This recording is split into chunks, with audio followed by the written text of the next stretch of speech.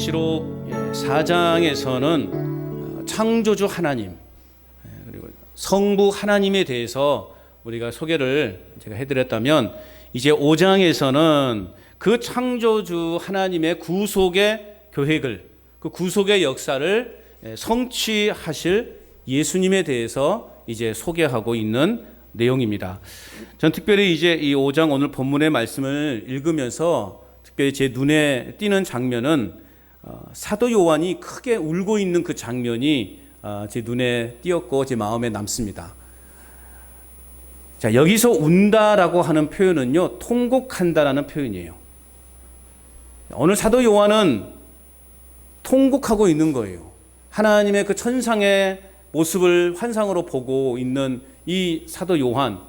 왜 사도 요한은 이런 상황에서 통곡하고 있는 것일까? 그 이유를 알기 위해서는요, 요한계시록의 역사적 배경을 잘 알 필요가 있습니다. 서두에도 제가 말씀을 드렸던 것처럼 요한계시록은 사도 요한이 AD 96년경에 썼다라고 그렇게 보통 알려져 있습니다. 뭐 96년이라고 말하는 사람도 있고 97년이라고 말하는 사람도 있고, 뭐 그게 얼마나 크게 우리에겐 지금 중요한 건 아니죠. 여하튼 AD 한 96년경에 사도 요한이 요한계시록을 썼다라고 그렇게 이야기합니다. 그런데 그 해 바로 몇 해 전, AD 95년부터 이제 93년부터 95년까지 로마의 황제 도미티안이 기독교를 굉장히 핍박했던 그 해입니다. 생각만 해도 끔찍하게 이 기독교인을 핍박했던, 박해했던 그러한 해라는 것이죠. 로마 제국에 속해 있는 모든 사람들은 이 도미티안 황제를 주와 하나님으로 경배하라, 그렇게 명령을 내릴 정도로 아주 끔찍한 이렇게 박해가 있었던 그러한 해였습니다. 이런 그 이름을 그렇게 부르지 않을 사람들은 십자가에 매달려 죽이기도 하고, 사자의 굴에 던져지기도 하고, 이런 사거리에서 사지가 찢기는 그런 죽임을 당하기도 하고, 정말 끔찍한 그런 박해가 있었던 때였습니다. 이 사도 요한은 그러한 황제 숭배를 거부했다는 이유로 지금 이 밤모섬에 유배를 당하고 있는 그러한 상황이었습니다. 자, 이런 상황에서 지금 사도 요한은 울고 있습니다. 지금 예수님을 믿는 사람들이 당하고 있는 현실을 보니 예수님이 그렇게 말씀하셨던 하나님의 나라가 이 땅에 임했는지 의심스러울 정도였다라는 것이죠.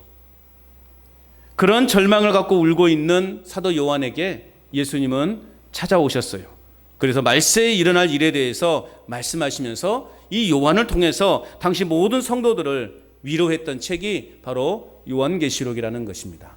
요한계시록은 핍박과 박해와 고난 속에 있는 성도들을 위로하는 책입니다. 물론 요한계시록은 심판의 내용이 강해요. 그러나 그 심판은 예수님을 믿는 저와 여러분들에게는 해당이 있다 없다? 해당이 없는 거예요. 그리고 예수님 믿는 저와 여러분들에게는 큰 위로가 되는 책이라는 거예요. 그래서 요한계시록은 오늘 저와 여러분들에게는 위로받는 책인 것입니다. 그러니까 우리가 요한계시록을 무서워할 필요가 없다. 나와는 거리가 먼 책으로 생각할 이유가 없다라는 거예요. 요한계시록은 위로하는 책입니다. 다시 말하면 예수님의 이 말씀을 통하여 지금 벌어지고 있는 이 모든 상황은 로마 제국과 황제가 주관한 것이 아니라 하나님 아버지와 예수 그리스도가 주관하고 있다는 것을 말씀하고 있는 것입니다. 이 땅을 누가 지금 다스리고 있느냐? 이 땅의 진정한 왕이 누구냐? 로마의 도미티안 황제가 아니라 하나님 아버지 곧 예수 그리스도가 진정한 왕이시다라는 것을 오늘 초대교회 성도들에게 선포하고 있는 것입니다. 그렇기 때문에 결코 흔들리지 않는 믿음과 인내로 예수 그리스도가 오실 때까지 기다리라, 그것을 말씀하고 있는 것입니다. 오늘 사도 요한은 비록 지금 당면한 그 현실의 문제 앞에서 통곡하며 울고 있지만, 그러나 그에게 하나님은 환상을 통해서 그 요한을 위로하고 있는, 격려하고 있는 그러한 모습을 오늘 우리에게 보여주고 있는 것입니다.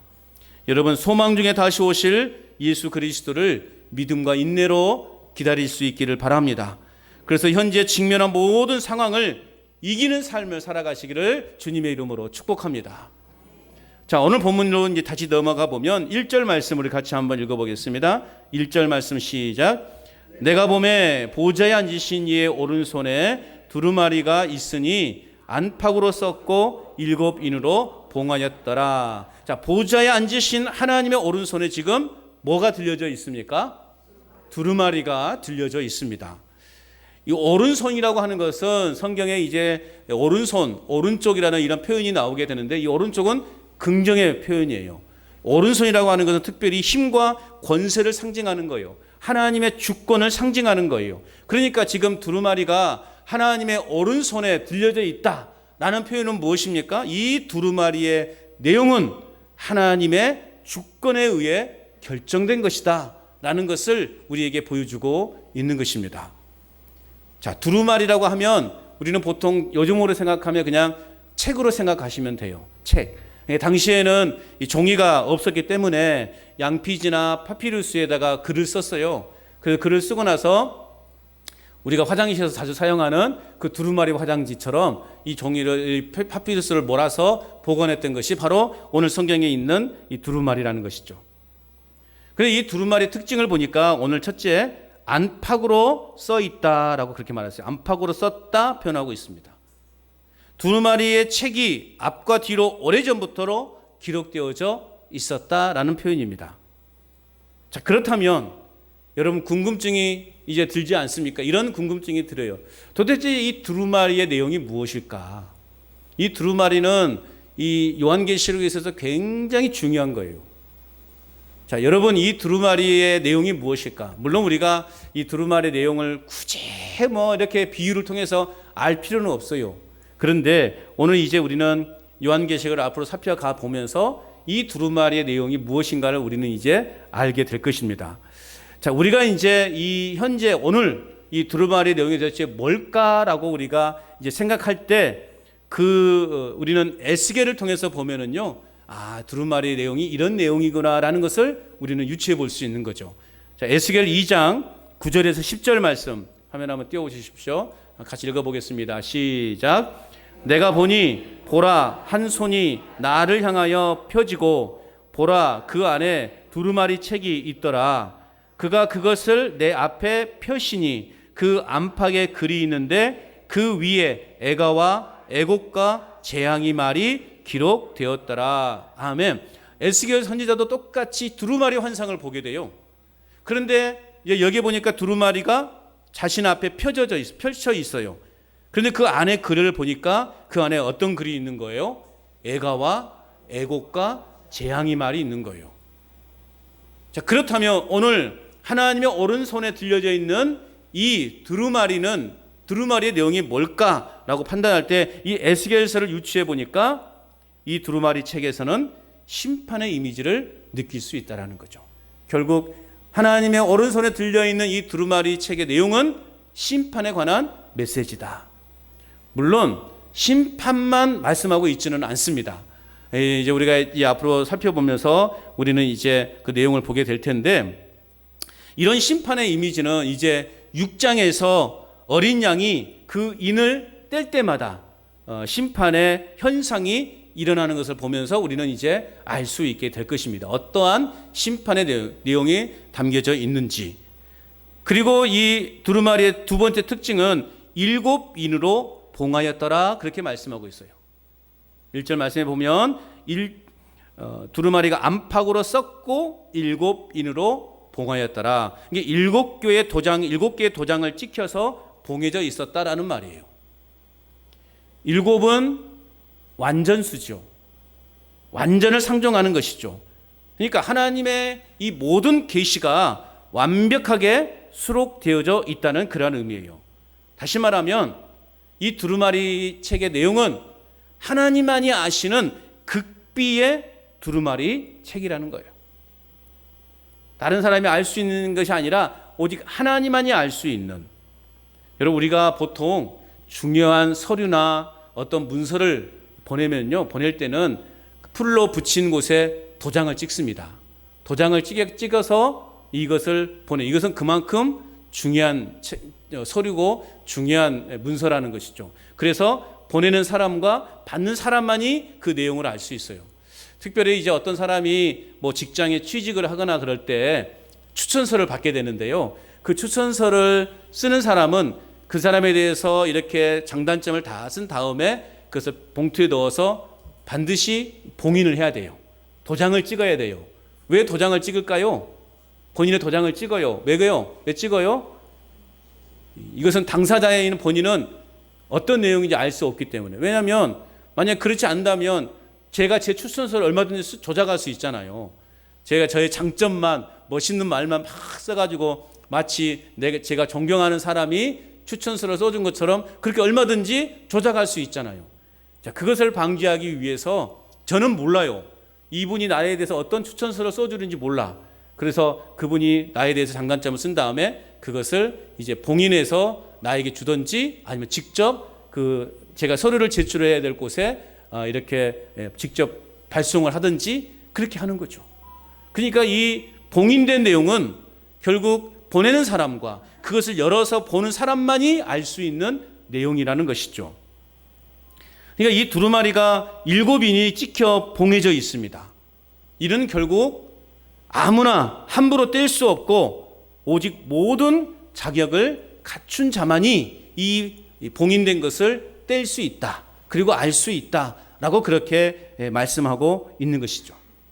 그렇기 때문에 여러분 우리가 요한계시록 6장 1절부터 22장 20절까지의 내용은 어떤 내용이냐? 한마디로 말하면 이 두루마리 안에 담겨져 있는 그 내용을 이제 풀어가는 책이라는 거예요.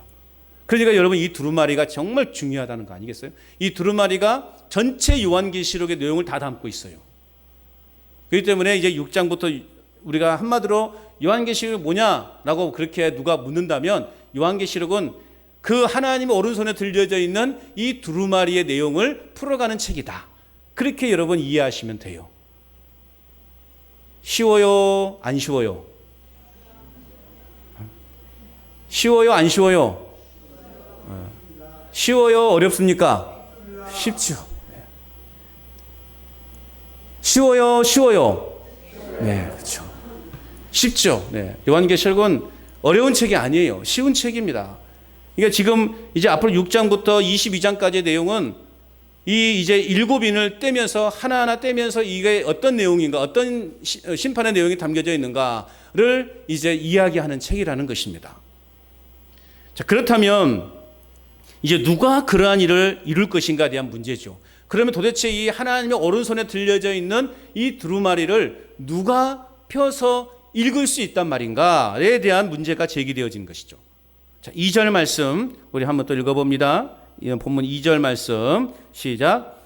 또 봄에 힘있는 천사가 큰 음성으로 외치기를 누가 그 두루마리를 펴며 그 인을 떼기에 합당하냐 하나. 자, 오늘 2절에 보면 어떤 존재가 등장합니까? 힘있는 천사가 등장해요. 이제 여러분 이제 지금 서론에 가까운 이 내용에서 이런 용어들을 잘 여러분들이 인식하고 있으면 앞으로 내용들이 요한계시록을 이해하는 도움이 돼요.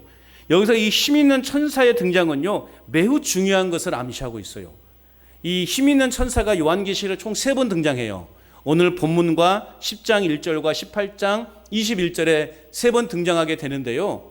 이 천사가 힘있는 천사가 등장하는 각각의 본문들에서는요 매우 중요한 사건의 계기가 이렇게 된다는 것을 우리는 알 수 있어요. 그러니까 이 힘있는 천사가 등장할 때는 이제 또 뭔가 중요한 사건이 전개되겠구나, 그렇게 우리가 이해하면 되는 거예요. 자, 이 천사는 오늘 뭐라고 말하고 있습니까? 누가 이 봉인을 떼고 두루마리를 펴기에 합당한 사람이냐라고 외치고 있어요. 누가 하나님의 구속 계획을 이루어 드리기에 합당한가라는 그러한 의미예요. 즉 하나님의 구속 계획을 이루는데 어떤 적절한 조건을 갖춘 자격이 있는 자의 등장이 필요하다라는 것을 오늘 힘 있는 천사는 우리에게 말하고 있는 것이죠. 자, 또 3절 말씀을 읽어봅니다. 3절 시작. 하늘 위에나 땅 위에나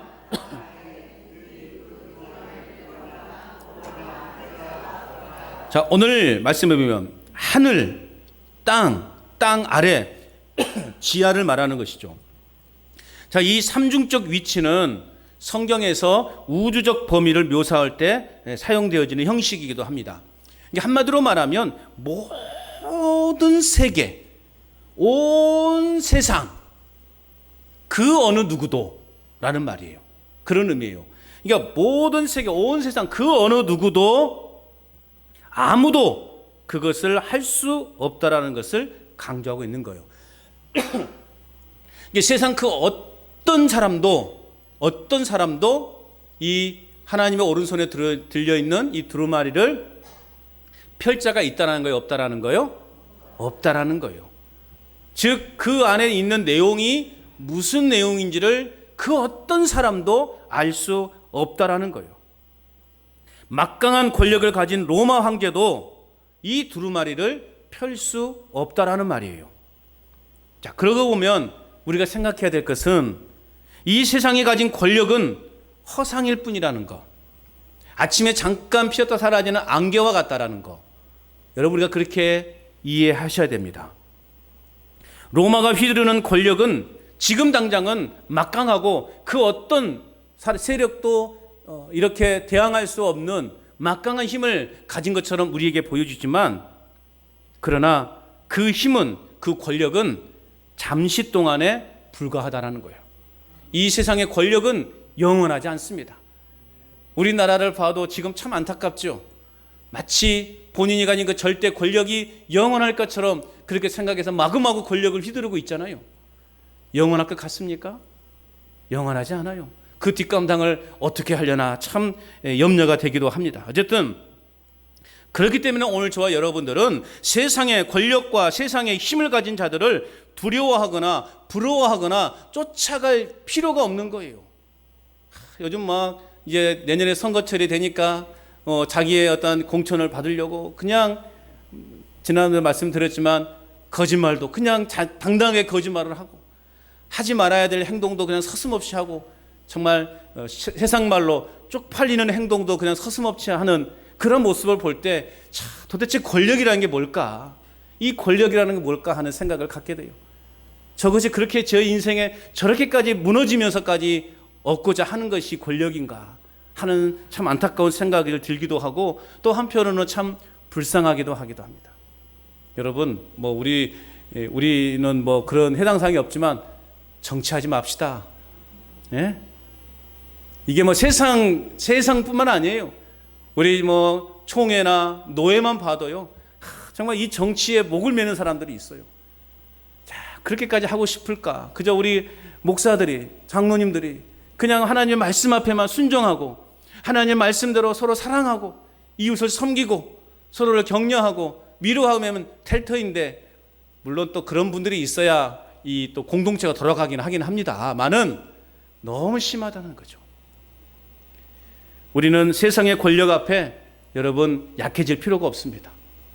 아멘이십니까? 그런 사람들 부러워할 필요도 없고 쫓아갈 필요도 없고 두려워할 필요도 없는 거예요. 왜요? 그들은 우리의 영혼을 책임져 주지 못하기 때문에. 지금 당장은 우리가 어떤 자리를 얻어서 만족하며 살 수도 있어요. 떵떵거리며 살 수 있어요. 그러나 우리의 영혼이 그렇다고 구원받습니까? 구원받지 못하는 거예요. 그래서 우리는 세상의 그 힘 있는 자들 앞에서 두려워할 필요가 없습니다. 아무리 막강한 권력을 가진 로마의 황제라 할지라도 하나님의 오른손에 들려있는 그 두루마리를 펼 수 없고 그 내용을 알 수조차도 없다라는 거예요. 그러므로 우리는 이 땅에 보이는 헛된 것들에 우리의 마음이 빼앗기지 않기를 바랍니다. 영원한 천상 예배당으로 우리를 인도하시는 그 하나님 예수 그리스도만 바라보는 저와 여러분의 삶이 될 수 있기를 주님의 이름으로 축복합니다. 4절 말씀 또 읽어보겠습니다. 4절 시작. 그 두루마리를 펴거나 보거나 하기에 합당한 자가 보이지 아니하기로 내가 크게 울더니, 아까 말씀드렸죠. 운다라고 하는 표현은 통곡한다는 표현이에요. 오늘 사도 요한은요 지금 통곡하고 있는 거예요. 왜 통곡하고 있는 것일까요? 서두에도 말씀을 드렸던 것처럼 당시 교회와 성도들이 처한 환경을 지금 생각하면서 통곡하고 있는 거예요. 또 이 힘 있는 천사가 말하는 그 말을 듣고 지금 이 사도 요한은 낙심해서 지금 통곡하고 있는 거예요. 하나님의 나라는 무너진 것처럼 보이는, 교회 역시 다 사라진 것처럼 보이는 지금의 작금의 현실 앞에서 지금 사도 요한은요, 통곡하고 있는 거예요. 성도들은 숨어서 예배를 드려야 하는 이 절망적인 상황에서 그들은 무엇을 소망으로 얻을 수 있겠습니까? 무엇보다 하나님의 구원이 그 두루마리 안에 있을 터인데 그 두루마리를 펼 사람이 없다고 하니 지금 사도 요한은 굉장히 절망하고 있는 거예요. 그래서 탄식하고 있는 거예요. 통곡하고 있는 거예요. 어찌할꼬. 그 두루마리 안에 우리 민족이 지금 고통에 처해 있는 우리 백성들이, 성도들이 구원받을 수 있는 그 내용이 담겨져 있을 터인데 그 두루마리를 펼 자가 없고 그 인을 뗄 자가 없다고 말하고 있으니 사도 요한은 지금 절망하면서 통곡하고 있는 거예요. 요한이 소망하는, 그리고 당시 성도들이 소망하는 구원 역시 다 무너진 것은 아닌가 하는 것 때문에 지금 요한은요, 통곡하고 있는 거예요. 더군다나 요한은 바로 앞장 4장에서 뭘 보았어요? 천국을 보았지 않습니까? 야, 우리가 장차 들어올 이 천국, 하늘을 경험했기 때문에 하늘에 속한 사람으로서 오직 기다리는 것은 뭐냐? 주님의 재림밖에 없었다라는 거죠.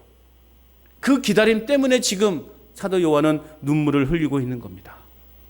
여러분, 오늘을 살아가는 저와 여러분 역시도 이 시대를 바라보면서 우리는 우는 자들이 되어야 하는 것입니다. 참된 정치 지도자가 보이지 않는 이 시대를 바라보면서, 또 참된 종교 지도자가 보이지 않는 이 시대를 향하여 우리는 지금 눈물을 흘려야 하는 것입니다. 무엇보다 교회는 점점 더 힘을 잃어가고 모이는 성도는 점점 더 사라져가고 참된 복음이 사라져버린 것처럼 여겨지는 이 시대를 우리는 바라보면서 우리는 통곡하며 눈물을 흘려야 할 때라는 거예요.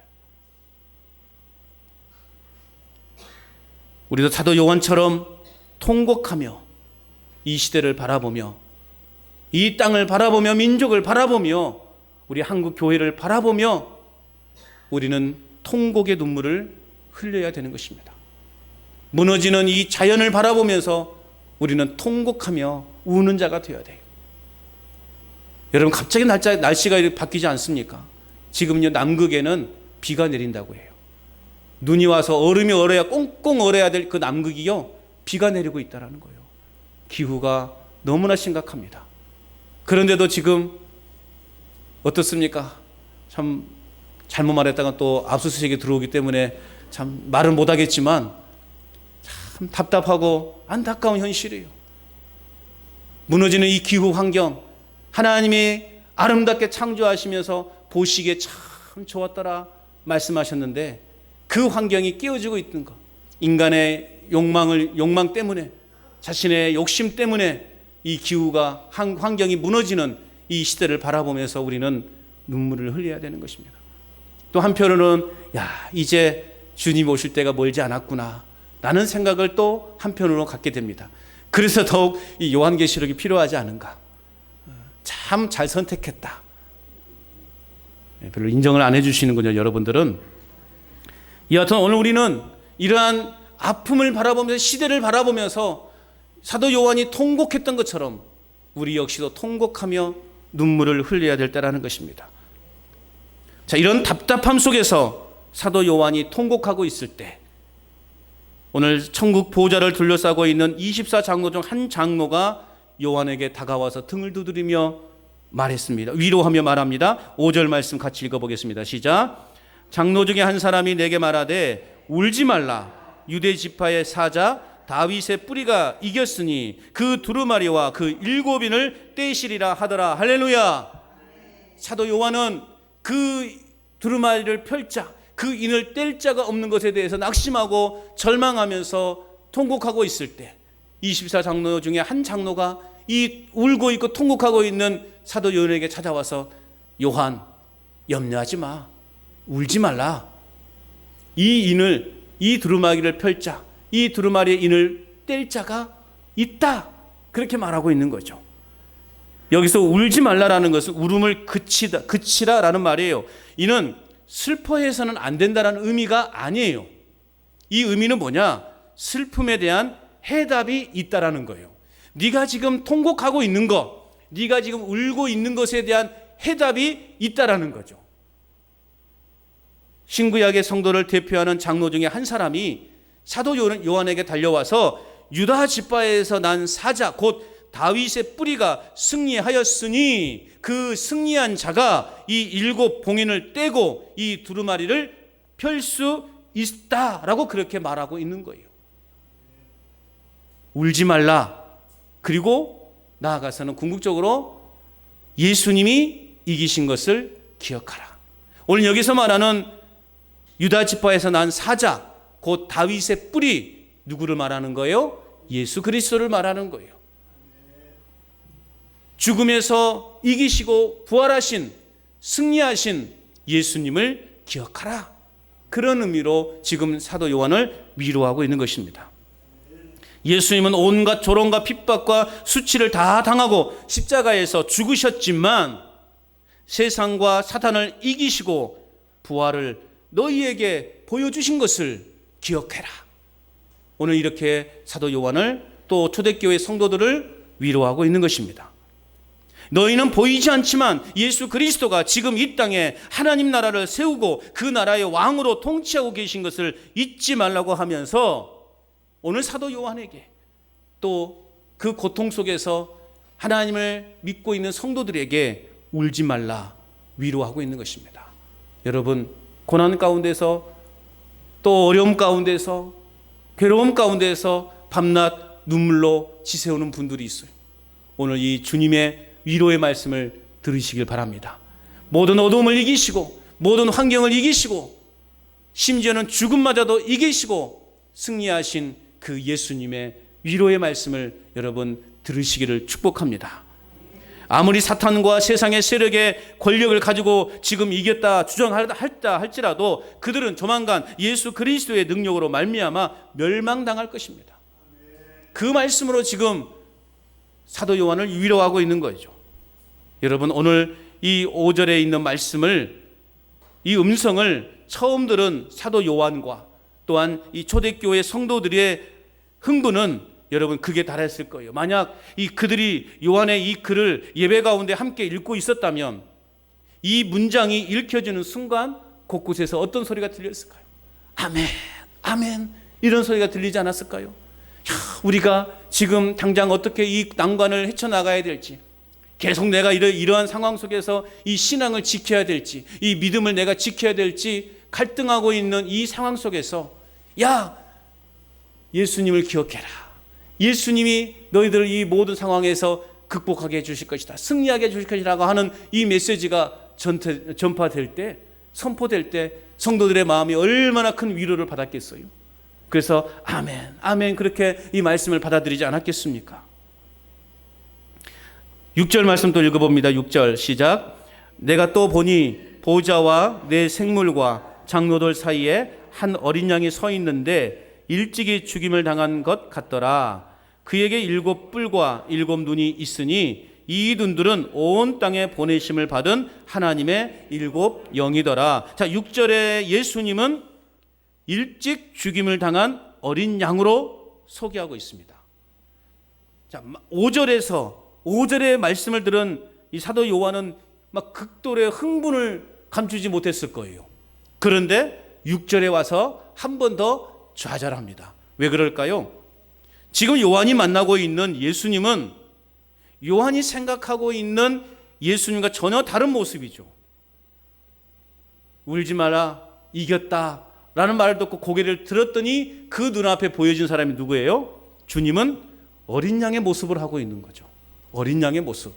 마치 막 그냥 세상을 호령하는 사자와 같은 그 기백이 넘칠 모습으로 자신의 배에 딱 서 있었다며 요한이 역시 그랬을 터인데 그 위로의 말을 듣고 눈을 들어 보니 그런 위험이 있는 분이 아니라 약하디 약한 어린 양의 모습으로 지금 지 눈앞에 서 있는 거예요.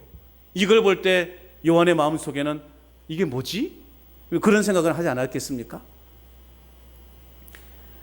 사자의 모습이 아니라 죽임당한 약한 어린 양의 모습을 하고 있으니 아마 요한은 약간의 충격을 받았을 거예요.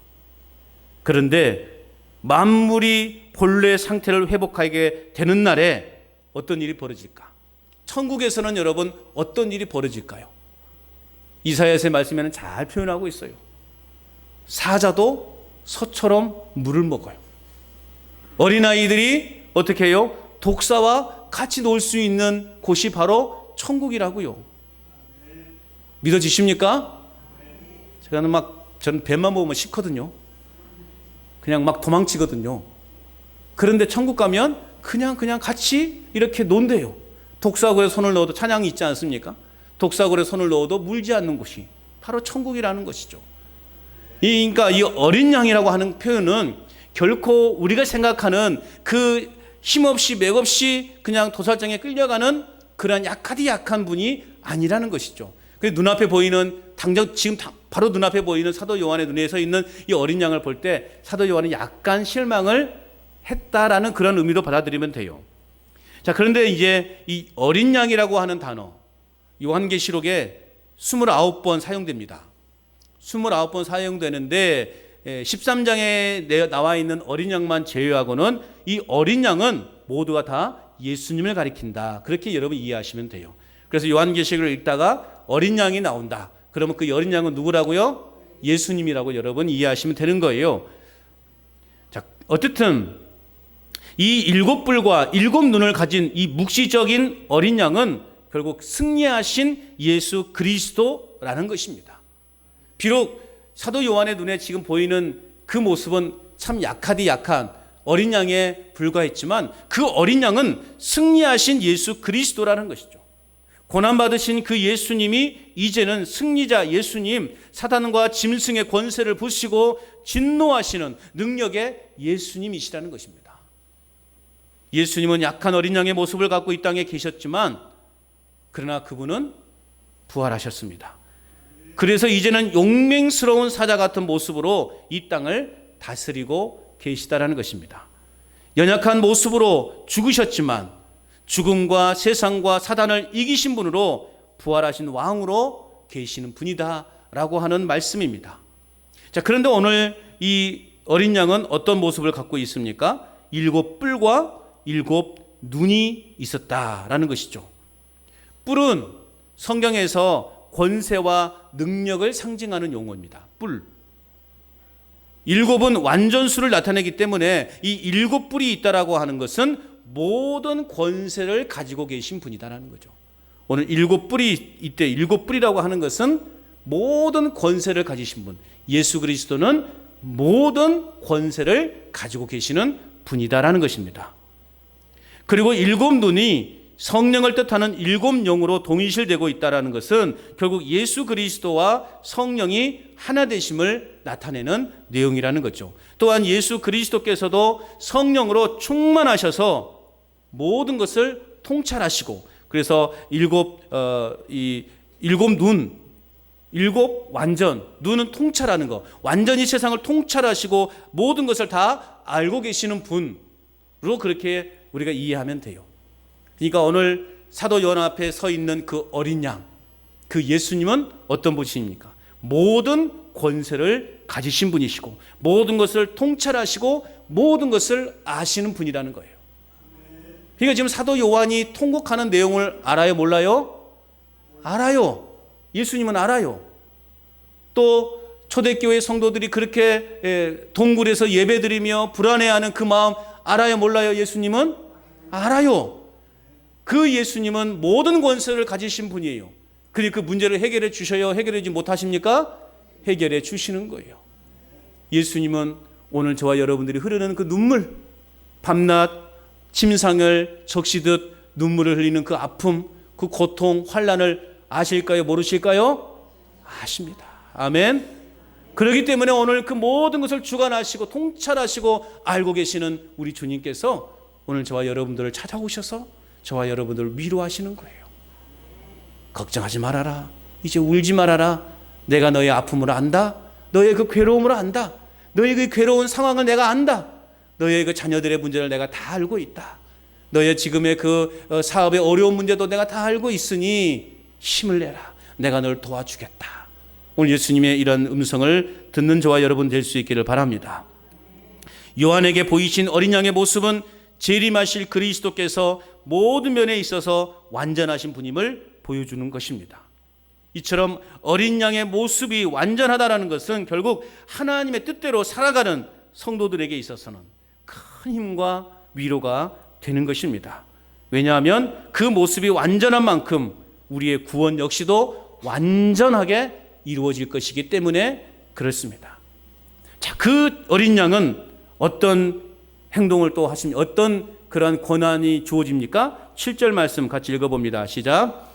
그 어린 양이 나와서 보좌에 앉으신 이에 오른손에서 두루마리를 취하시니라. 아멘.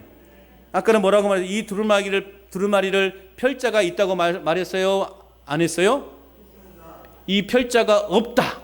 이 인을 뗄 자가 없다라고 말했어요. 아무도 세상에 그 어떤 자도 하늘 위나 땅 위나 땅 아래 그 어떤 자도 어떤 능력의 자도 이 두루마리를 펼 자가 없고 이 인을 뗄 자가 없다고 말했어요.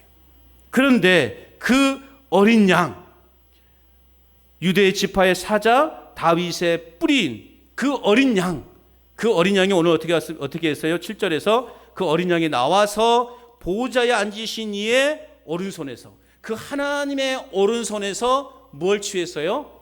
두루마리를 취했다는 거죠. 그러면은 이 두루마리를 펼 자가 누구라는 거예요? 예수님이시라는 거예요. 그리스도께서 7 봉인된 책을 취하셨다라고 하는 것은 바로 그리스도께서 실제적으로 심판의 권세를 취하셨다라는 것입니다. 이는 또한 세상에 대한 심판의 준비가 완료되었다라는 거예요. 뿐만 아니라 우리에게 죄악된 이 세상에 대한 하나님의 대심판이 매우 임박했다라는 것을 우리는 깨닫게 되는 거예요. 우리가 지금 우리 눈앞에 펼쳐지고 있는 이런 모든 상황들을 볼 때 하나님의 심판이, 하나님의 그러한 예수님의 재림이 얼마 남지 않았구나 라는 생각을 하게 돼요. 그런데 여러분, 그 날이 언제일까요? 예수님이 오시는 날은 언제일까요? 네, 모르죠. 모르는 게 너무 당연해요. 그걸 알 필요 있다 없다? 없다. 알려고 해야 된다 말아야 된다? 나 그날 안다라고 말하면 2단이다. 2단, 3단, 4단, 5단이에요. 그런 사람들의 말은 절대 들어서는 안 되는 거예요. 그때와 시는 아무도 몰라요. 그러나 하나님의 심판의 때는 이미 이제 매우 임박했다라는 것을 우리는 깨닫게 돼요. 예수님이 그 하나님의 오른손에 들려있던 그 심판이 남겨있는 두루마리를 취하셨어요. 이제 예수님이 이제 그 심판을 이루어 가시는 거예요. 여러분, 예수 그리스도는 지금 하나님의 권능의 오른손에서 두루마리를 인계받고 지금 이 땅에 하나님의 구원과 심판의 일들을 펼치고 계시는 분이시로 믿으시기 바랍니다. 그 예수 그리스도는 저와 여러분들을 지금 다스리고 계시는 분이시고 그분 안에 있는 저와 여러분들에게 승리를 가져다 주심을 여러분 믿기를 바랍니다. 그 심판이 시작될 때 우리는 두려워할 필요가 없는 거예요. 우리는 그 심판을 넘어가는 거예요. 아까 우리 찬송했던 것처럼 그 피가 우리 문지방에 있을 때 그 피를 사망이 넘어가는 것처럼 우리에게도 다가올 심판이 우리를 넘어간다라는 거예요. 예수 그리스도의 그 보혈의 능력을 의지할 때. 그래서 여러분, 우리는 하나님의 이 망고의 비밀을 알고자 하는 일에 에너지를 쏟지 말아요. 이 요한계시록의 뜻이 무엇일까 막 알려고 그냥 에너지를 쏟지 말라는 거예요. 만고의 비밀을 가지신 하나님의 오묘한 섭리를 인정하시면 되는 거예요. 여러분, 이 요한계시록의 내용에 담겨져 있는 것들을 막 비유를 통해서 풀어가잖아요. 그렇게 할 필요 없다라는 거예요. 이미 드러나 있는 하나님의 진리만으로도 충실히 따르기만 해도 이미 드러나 있는 이 성경에 나와 있는 이 성경에 이미 드러난 진리 아니에요? 이게 이 성경의 내용만 따라도 천국 가는데 문제 있다 없다? 전혀 없다. 아멘이십니까? 그러니까 여러분, 요한계시록에 나와 있는 이 단어들 이 비유를 통해서 막 풀어가면서 이상하게 만들어 가는데 우리를 협박하고 막 그렇게 하는데 그렇게 할 필요 없다라는 거예요. 이미 드러나 있는 이 계시의 내용만 우리가 잘 믿고 따르기만 해도 천국 가는데 아무 지장이 없다. 이제 저와 여러분이 앞으로 이제 이러한 어려운 나눠야 되는 것들을 함께 풀어가려고 해요. 여러분, 하나님께서는 오늘 우리에게 찾아오셨습니다. 그리고 우리에게 말씀하십니다. 울지 말라. 내가 이겼다. 말씀하고 있어요. 여러분, 두려워하지 마십시오. 우리는 천국 가는데 아무 지장이 없을 줄로 믿습니다. 우리는 이미 그 천상의 예배당에서 예배드릴 수 있는 자격을 얻게 되었다라는 거예요. 또한 우리 주님이 말씀하십니다. 담대하라. 내가 세상을 이겼노라. 할렐루야. 우리 주님이 이기셨어요. 그러니 그 승리자이신 예수님만 바라보며 나아가면 여러분, 우리는 아무 문제가 없다라는 것입니다. 우리가 통제할 수 없는 일상의 삶 가운데 승리자가 되시는 우리 예수 그리스도를 우리의 삶으로 초대하시기는 그런 한 주간이 되기를 바랍니다. 그 주님과 함께 동행할 때 우리 삶도 승리하게 될 것입니다. 그래서 하나님과 함께 응답과 승리와 위로와 평안과 기쁨이 가득한 저 영원한 나라를 소망 가운데 바라보며 살아가는, 어떤 환경에 우리가 처해 있든지 간에 낙심하고 절망하는 것이 아니라 예수님이 승리하셨던 것처럼 우리도 승리하는 그런 놀라운 하나님의 복을 누리는 이 한 주간의 삶이 되시기를 주님의 이름으로 축원합니다.